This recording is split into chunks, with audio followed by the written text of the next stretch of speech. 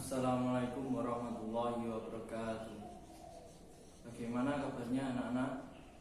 Alhamdulillah.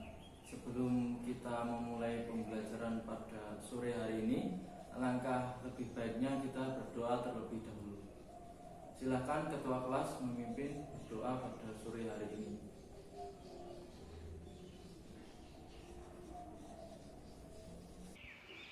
Raditu billahi rabba wa bil islami dina wa bi muhammadin nabiyya wa rasula. Rabbi zidni ilman warzuqni fahman. Artinya, kami ridho Allah sebagai Tuhanku, Islam sebagai agamaku, dan Nabi Muhammad sebagai Nabi dan Rasul. Ya Allah, tambahkanlah kepadaku ilmu dan berikanlah aku pengertian yang baik. Sebelum kita mulai, kita absen terlebih dahulu. Ahmad Musin Jamil hadir. Adit Zakaria Demas Anis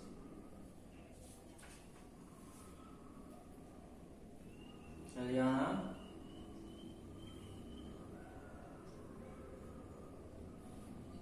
hadir ya. Alfa Alfi Anissa Riko Dana masuk semua ya berarti.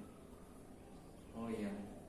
Oke, sebelum kita masuk pembahasan pada sore hari ini, tadi malam apakah ada yang sudah membaca buku? Ya. Ada 3 poin dalam beriman kepada kitab-kitab Allah yang harus kalian catat, yaitu yang pertama pengertian,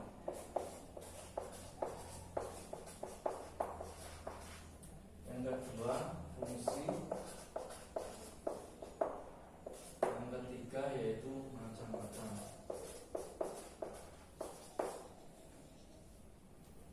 Kalian ada yang tahu pengertian dari beriman kepada kitab-kitab Allah? Ya?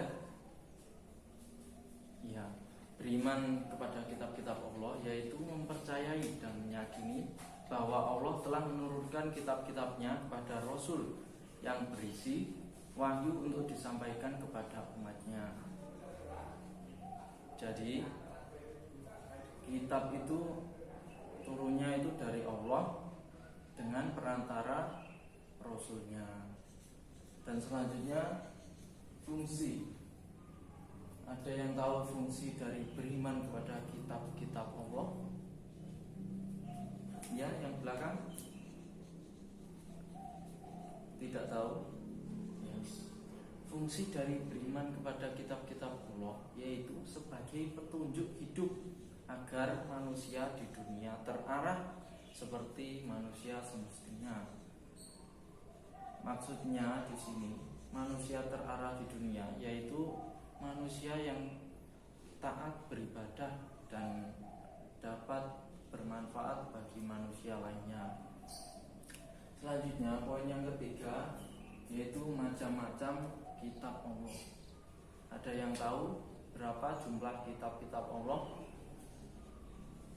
Ya, ada 4 macam.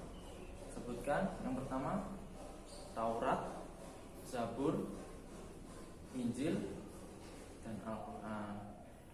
Kitab Taurat diturunkan kepada Nabi Musa alaihissalam sebagai pedoman kaum apa? Ya, kaum Bani Israel. Diturunkan pada abad keberapa? Ya, abad 12 12 sebelum Masehi. Isi kandungan pokok kitab Taurat yaitu keharusan mengakui keesaan Allah. Yang kedua, larangan menyembah berhala. Yang ketiga yaitu larangan menyebut nama Allah dengan sia-sia. Selanjutnya kitab Zabur. Kitab Zabur diturunkan kepada Nabi Daud alaihi salam pada abad 10 sebelum Masehi. Yang selanjutnya perintahnya untuk mengikuti syariat Nabi Musa. Pokok ajaran Zabur yaitu zikir, nasihat, hikmah, dan tidak membuat syariat. Jadi Zabur itu kurang lebih sama seperti Taurat. Selanjutnya Injil. Injil diturunkan kepada Nabi Isa alaihi salam pada abad 1 Masehi. Isi pokoknya yaitu perintah untuk mengesahkan Allah. Yang kedua, untuk tidak menyekutukan Allah. Yang ketiga yaitu penjelasan bahwa nanti di akhir zaman akan ada nabi terakhir yaitu Nabi Muhammad SAW. Selanjutnya kitab Al-Quran, yaitu kitab kita sebagai umat Islam, yaitu diturunkan kepada Nabi Muhammad pada abad 6 Masehi sebagai petunjuk umatnya. Tidak hanya satu umat, melainkan semua makhluk yang ada di bumi. Kalau kitab-kitab sebelumnya kan hanya satu umat saja. Waktunya turunnya selama 22 tahun 2 bulan 22 hari. Isi kandungannya dalam Al-Quran berisi akidah, akhlak, mahdoh dan muamalah, sejarah, hukum-hukum, janji dan ancaman, dan yang terakhir yang ketujuh yaitu ilmu pengetahuan. Sampai di sini ada yang ditanyakan? Belum? Nah, baiklah. Kalau belum, kesimpulannya iman kepada Allah adalah rukun iman yang ketiga. Iman kepada kitab Allah adalah mengakui dan membenarkan bahwa Allah telah menurunkan wahyu kepada Rasul di dalam kitabnya. Sebelum saya tutup pertemuan pada sore hari ini, saya ingin bertanya kepada kalian, bagaimana cara beriman kepada kitab-kitab Allah? Ada yang bisa? Silahkan angkat tangan. Ya. Ya, baik. Saya kira kalian sudah banyak yang paham. Untuk itu kita tutup pertemuan pada sore hari ini dengan bacaan hamdalah. Alhamdulillahirabbil alamin. Sekian dari saya, kurang lebihnya saya mohon maaf. Wassalamualaikum warahmatullahi wabarakatuh.